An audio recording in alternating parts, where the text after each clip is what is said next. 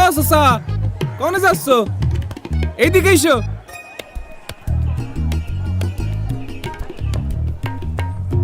এইটা দেখে এম্বা করছো? না মানে দেখতে জানি কেমন লাগতেছে। আরে এটা তো বডিওল ক্যামেরা, তাই না কোন ভাই? বডিওল না, বডি ওর্ন ক্যামেরা। ওই একই কথা। তা এটা দিয়ে কি করে? আমি তোমারে বুঝাই, দাঁড়াও। এইটা দিয়ে ভোট কেন্দ্রে কিডা আসতেছে কিডা যাচ্ছে সব রেকর্ডিং হতে থাকবে। আবার ধরো ইলেকশনের দিন কেউ ঝামেলা করতে চাইলো, সাথে সাথে বডি অন ক্যামেরার এসওএস বাটনটা সব দিলি, তখনই কন্ট্রোল রুমের যে মনিটর আছে সেখানে এই ক্যামেরার ছবি সবার সামনে ভাইসে উঠবি।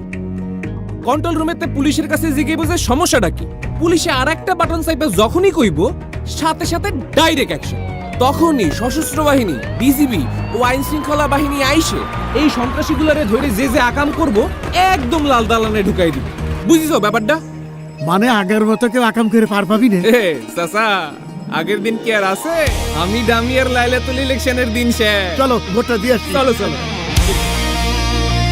আপনার নিরাপদ ভোট প্রদানে আপনার পাশে সার্বক্ষণিক নিরাপত্তায় আছে সশস্ত্র বাহিনী, বিজিবি ও আইন শৃঙ্খলা বাহিনী।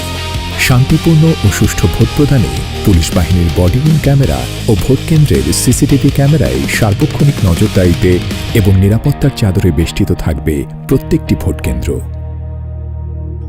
সংসদ নির্বাচন আর গণভোট দুইটার ব্যালট পেপার কি একলগে দিতেছেন? জি, এই যে। তাই আপনার সাংবিধানিক অধিকার প্রয়োগ করে দেশ পুনর্গঠনে অংশীদার হয়ে দেশের মালিকানা বুঝে নিন।